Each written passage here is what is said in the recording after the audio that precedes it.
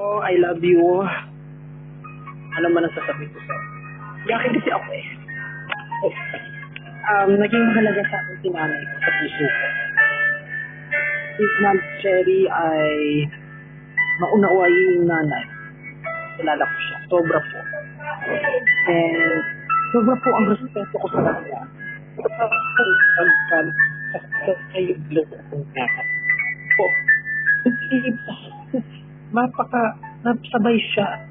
Marunong siya ba ay marunong nawa sa mga member. Palatawa din siya. Okay, halimbawa pala bumit siya. Palatawa din. And then,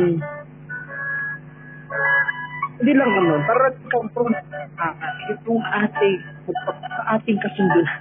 Kasi sa buhay ko, ate, wala akong sis talaga na naging kasi ang